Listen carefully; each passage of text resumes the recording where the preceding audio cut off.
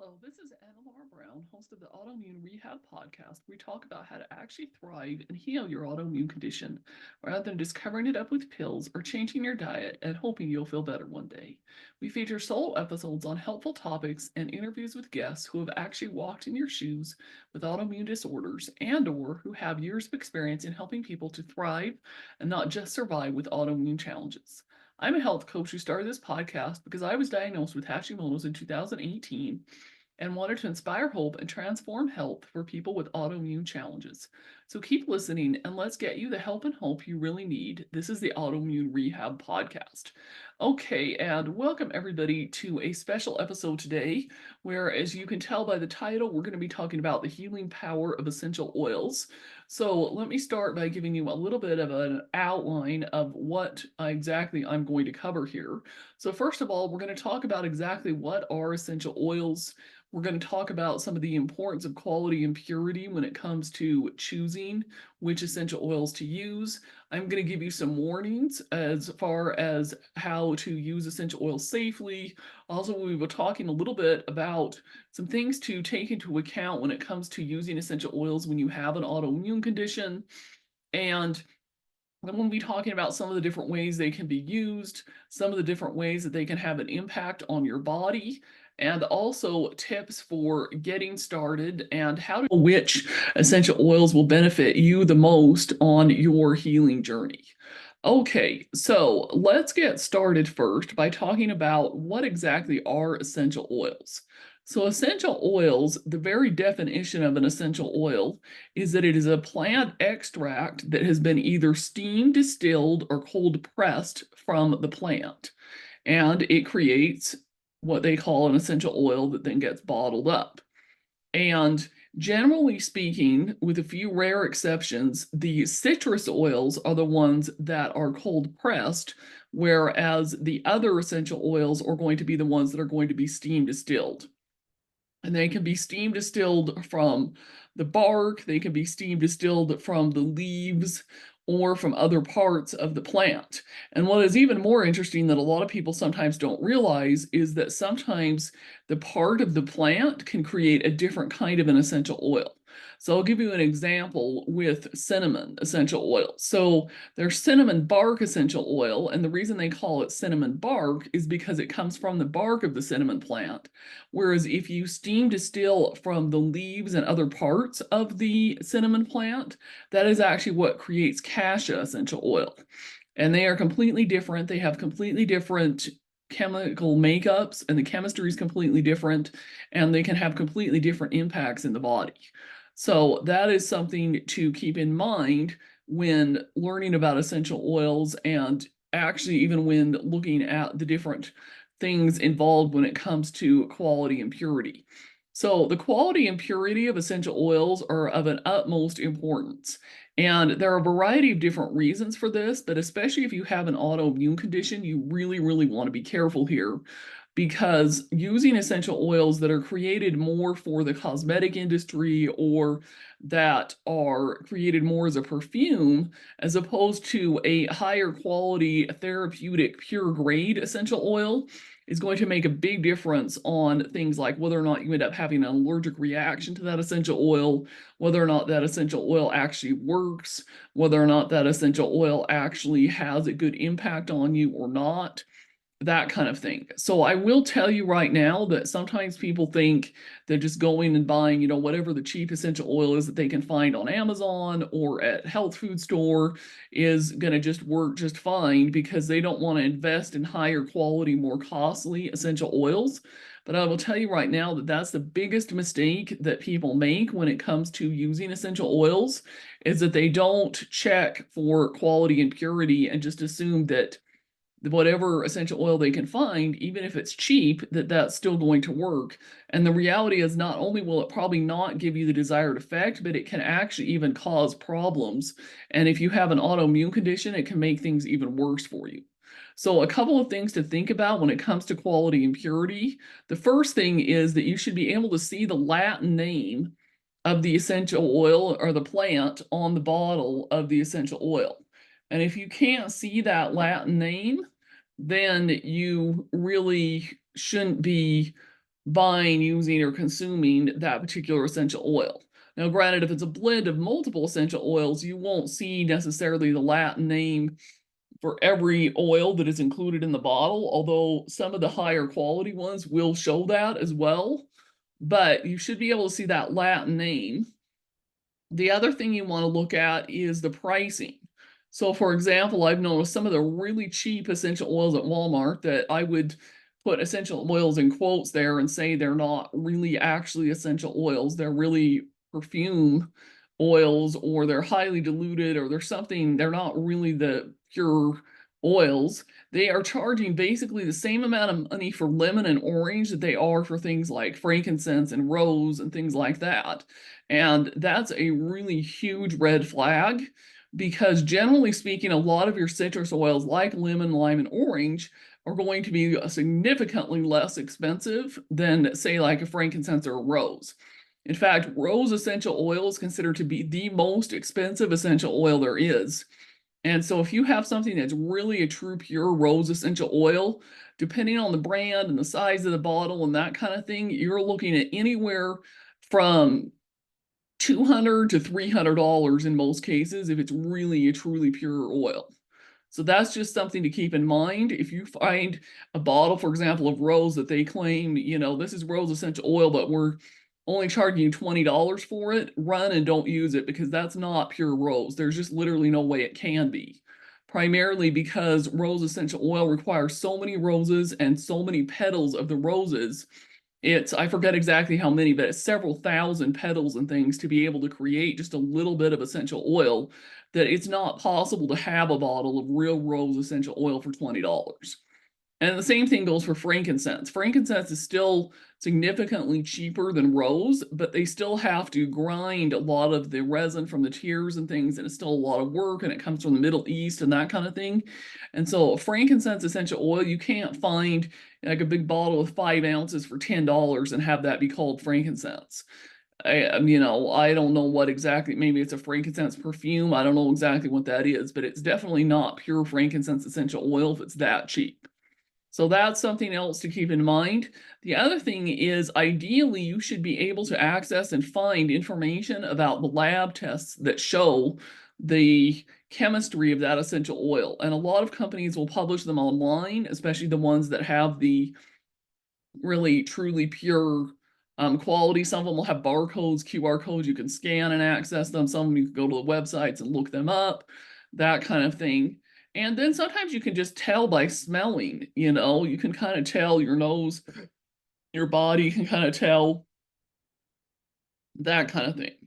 Then the other thing, like I previously mentioned, like the big difference between like the cinnamon and cassia, is what happens with a lot of the lower quality essential oils is they will do things like mix cassia and cinnamon bark together, because they both come from that same plant, and then bottle it up and call it cinnamon bark. So, they're not wrong necessarily that it's not pure essential oil, but it's not really true pure cinnamon bark. They've gone and mixed essential oil from the leaves, which is cassia essential oil, into it. So then that becomes an issue of, they're trying to trick you, so to speak, into thinking that yes, it may be pure essential oil, but it isn't exactly the oil you think you're buying. And there have been tests that have been done that have proved that this happens a lot, especially with cinnamon bark and cassia. Also happens quite a bit with birch essential oil as well. In fact, a true birch essential oil is really hard to find, because chemically speaking, it's really similar to wintergreen, and a lot of companies are marketing their birch essential oil, but it's actually wintergreen instead. So just something to keep in mind, and just be aware of what it is you're actually buying, and know that cheaper is not better. So that's just how that is. And personally, I will point out that I am a big doTERRA person. So the doTERRA essential oils is what I personally use. That is what I train on. That's what I teach my classes on. That is what I have used to help with my health and well-being. That said, I do have experience with using other brands. I have tried out, I have smelled other brands. I am not one of those people in doTERRA who has never ever tried other kinds. I have tried quite a few other kinds and personally just did not find what I was looking for in the other kinds. And if you really dig down deep into your research, you'll find that doTERRA really has a high standard for what they consider to be a pure essential oil. So okay, so now let's move on to some warnings and safety things about essential oils. So there are a couple things to keep in mind when it comes to using essential oils in general for anybody, whether you have an autoimmune condition or not. Then there are a couple of things to think about if you do have an autoimmune condition when it comes to the uses of essential oils. So the first thing is that all essential oils, especially the very first time you use it, but even some of them every time you use it, you should be diluting that oil on the skin. So you should be using like a fractionated liquid coconut oil, a jojoba oil, olive oil, some kind of a carrier oil, and putting just a couple drops in and testing it out to see how you react on the skin. And then once you get used to it, there may be certain kinds of essential oils, especially assuming that you're using the pure kind like citrus, or, personally, I can tolerate things like peppermint and spearmint without diluting. But there are other kinds of hot oils like cassia and cinnamon bark are good examples. Things like oregano, clove, things like that, you absolutely must dilute before you apply on the body. And the main places you really want to put them are the bottoms of your feet, because that is where your the oil will absorb more into your system, or on, like say maybe like your wrists, or you could try a little bit like, depending on the particular oil, a little bit over your digestive area if you're using something like peppermint or ginger to help with, digestive issues, with seasickness, things like that. And know that that is really the main way to apply and benefit from essential oils. The second way is to diffuse them in your house. So put them in a diffuser with water and do a couple drops of, different kinds of essential oils. You can experiment with what you enjoy most. Personally, I found that this works really well for helping with emotions and emotional well-being with essential oils. Also, it works really well as a replacement for a lot of things that we might have in our home that contain toxins. So things like spraying, sprays, room plugs, candles, things like that that can put those toxins and those chemicals if we are not really careful. So that's another thing to keep in mind of some of the different ways that essential oils can be used. But be really, really careful, because this goes back to the warning part. You don't want to overuse essential oils and use them too much. In fact, I've heard it said that most people should not be applying and we'll get into internal use here in a minute, more than about 20 drops of essential oils per day. And that's total across all the different kinds of essential oils.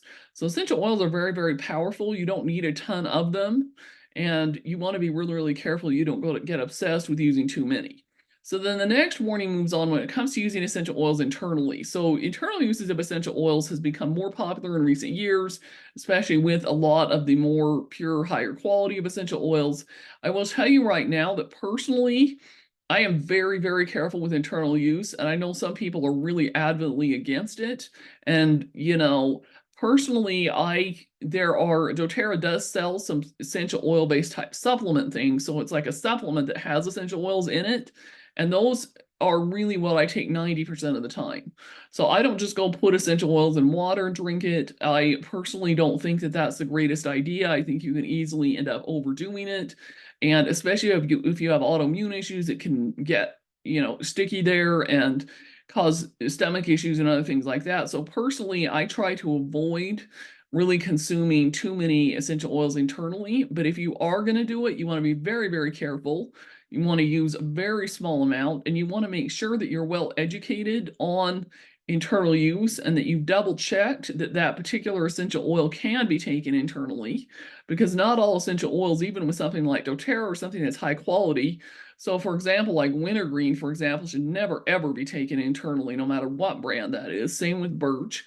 So you've got to be really, really careful that you know which essential oil, how much, all that kind of stuff. So especially if you are a beginner usage of essential oils, just avoid the internal period and just do like I talked about with the applying, diluting, and applying to the body and diffusing. Okay, so then when it comes to essential oils and autoimmunity, what do you need to think about? So the first thing you need to think about is the fact that if you have an autoimmune condition, that means that your immune system is a little bit into overdrive. So a lot of people will use essential oils to help support a healthy immune system, even call it to help boost their immune system. If you have an autoimmune condition, you don't want to be doing this. So you want to be really, really careful there. The other thing you really want to be careful with is if you have a truly pure essential oil, the amount of interactions that it should have with drugs should be limited. I say should be limited. That said, everybody's body is different, and sometimes, there can be reactions there. And so if you're worried about it, depending on what kind of drugs you're taking and which essential oils you're going to use, all that kind of stuff, this is something you need to have a conversation with a doctor about. And maybe a little sticky or tricky there because a lot of doctors are not well educated on essential oils, so they're not really going to know what to tell you. But, there is some information online that you can find. I have seen some books about it, that kind of thing too. And you can always try it and just see, how it goes. But really, a lot of this advice on essential oils that I'm giving is assuming that you aren't taking a whole bunch of prescription drugs. So if you are, this is going to be something where you're going to need obviously some additional medical care and all that kind of thing. And then last but certainly not least, the warning I want to give you is that even though we're talking about essential oils and how they can help heal the body, how they can be really good for you, you also want to not think of essential oils as an immediate cure. You don't want to think of them as magic, if you will. You don't want to think of them as something that is going to solve all your problems. And if you do have a severe issue like severe chronic pain, or you have an autoimmune issue, different things like that, you should not rely on essential oils as the one and only source of truth, so to speak, or rely on them for fixing really big problems. Essential oils are really designed to help the body heal itself, but to also help you with with supporting the different systems in your body and with some of the minor common everyday challenges you might have. They're not designed to fix big things. So one of the questions people will sometimes ask me is, well, how did you use essential oils to help with your Hashimoto's or your autoimmune, that kind of thing? Well, the reality is while essential oils are great and I use them and they are definitely a part of my healing and wellness journey, essential oils are really not at the top of the list when it comes to the things that I have used to help put my Hashimoto's into remission and to help me have a healthier quality of life when it's autoimmune. There are some other things like diet change, like having mindset, breathing, meditation, infrared sauna, some of these other things that have had an even bigger impact on me. What essential oils have done for me is they have helped me provide me with a little bit more of a natural option when it comes to situations where I might use, say, instead like an over-the-counter medicine or, things like common everyday things like helping to support my digestive system, helping my immune system when I get sick, helping me to sleep better, help me to focus and concentrate better, help me to have, a better quality of life, help me to use fewer toxins, help me with detoxing, things like that. They haven't cured so anything from me, and especially not my autoimmune issues. So that's just something to keep in mind.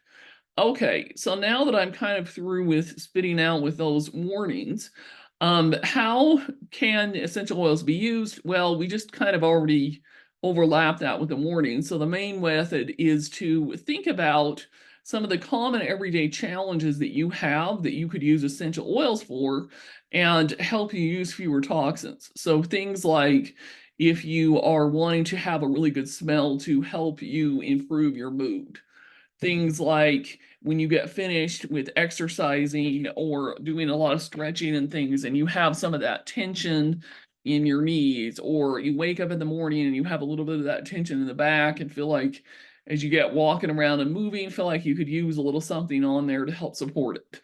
Things like, a little bit of head tension, things like you're feeling a little bit tired and want something to help invigorate the body. Things like that are great uses of essential oils. Also things like helping you get better sleep, helping you reduce stress and feelings of anxiousness, things like that are what essential oils are going to be really good for. So they are a tool in your toolbox, if you will, to help you live a more holistic, wellness life, but they are not, like I said, magic, and they are not going to solve, like your big problem, so to speak. Okay, so how do essential oils impact the body? Well, essential oils can impact the body in a variety of different ways, and a lot of it just kind of depends on how you use them. So one way they can impact the body, for example, and this is one of my favorite ways to use it, is if I am starting to feel a little bit queasy, if you will. Maybe my stomach's feeling like it's a little bit upset. I like to take either a blend that contains peppermint and anise and ginger and things like that, or just a straight peppermint, and just rub a few drops over my stomach area. And I find that it just kind of goes in, just kind of helps and kind of helps to soothe the stomach, that kind of thing. I also really like some of the essential oil blends and things for helping to open up and clear my sinuses, as I have a tendency to have some challenges around that area. And, I just like diffusing them as well for, helping with having a better mood and that kind of thing. And so just come things like that. So tips for getting started. I hear from a lot of people that are just getting started using essential oils that sometimes they get a little bit overwhelmed by them. They think, oh my gosh, there's all these different oils and all these different uses for oils. And if you look up in any of the books about how to use essential oils, you look up, for example, let's say lavender, and it gives you literally page after page after page about all the different ways that you could use lavender and all that kind of stuff. And so people can easily get overwhelmed by it.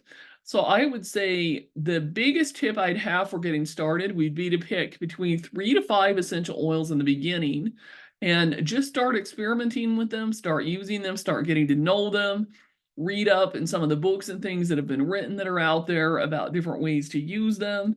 Yeah, and just experiment and get to know those 3 to 5 oils really well first.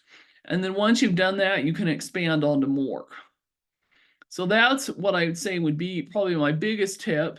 Along with that, of course, I would think about, what are some of the common everyday challenges that you have that essential oils could support. So one thing would be like, like some tension or discomfort, like in the knees or back, things like that, helping with to support your immune system, helping to support your digestive system, helping you to get better sleep, helping you to have better moods, control and balance your moods, maybe helping you with cravings and your whole metabolism system. That's something else that essential oils can help with. So, just think about primarily maybe even one thing that you feel like is a little bit of a challenge for you health-wise that you feel like essential oils could help support you with, and start learning, start researching all that you can about how essential oils can help support the body in that particular area. So, and then once you've mastered that, you can move on to something else. Or, once you've mastered those 3 to 5, you can pick another one and maybe, just one every 2 weeks or so to focus on. So that's what I would do. And then the last question people sometimes ask me is, how do I know which ones? Well, it can be a little tricky, and especially if you have an autoimmune condition, because sometimes our bodies with an autoimmune condition will, react a little bit differently to some of the essential oils than maybe people who don't have autoimmune conditions. And so, a lot of it's a process of experimentation. You can also do things like muscle testing, kinesiology. I have a whole nother episode that I recorded a few weeks ago with somebody who's an expert in that area in kinesiology, talking about, how to muscle test yourself, how to know what kinds of things might be good for the body. But in general, it kind of goes back to deciding, what is one thing you'd really like some help with. So let's say you feel like you really need some help sleeping at night. Well, I would say some kind of lavender, it should be, or just plain lavender should be part of it. And then maybe even some kind of a blend that contains things like lavender, marjoram, Roman chamomile, that kind of thing. And just start focusing on how you can use those oils to help you calm down a little better, to help improve your sleep routine, to help improve your sleep at night. And focus just on that one area and try to make sure that you are, seeing some improvement in that sleep area before you move on. And then maybe if you've got digestive issues, you can start working on those. Maybe, if you've got some things going on with your skin, or you've been using a lot of toxic skincare or other kinds of toxins, you'd like to use essential oils instead to replace those toxins, things like that. You can move on to that. And just know that it's a journey to figure out which ones are going to be your favorite.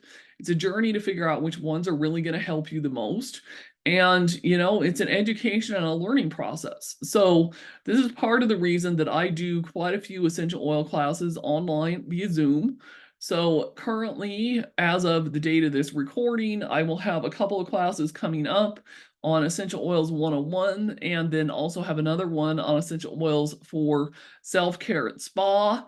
Then I'm going to be doing a whole bunch of essential oil classes starting in September of 2024, going through November, rotating between Essential Oils 101. So, this is the basics of essential oils with emotional support and emotional healing with essential oils.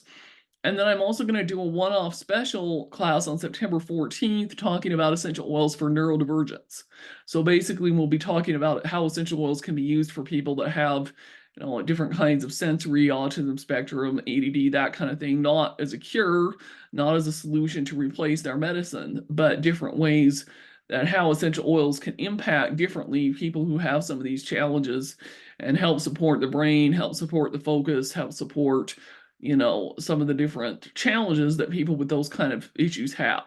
So I will be including a link to my Eventbrite where you can go and learn about some of the essential oils by attending one or more of my classes. So if you're listening to this and you're at all curious, I highly encourage you to come to one of my classes and learn more, or you can reach out personally to me for one-on-ones. I'm always available. I love essential oils. I love talking to them about people and helping people discover how they really can be part of your health and wellness journey, with the emphasis being on part, not all of it. And I hope you have found this episode helpful. If you have any questions, of course, or comments, feel free to reach out.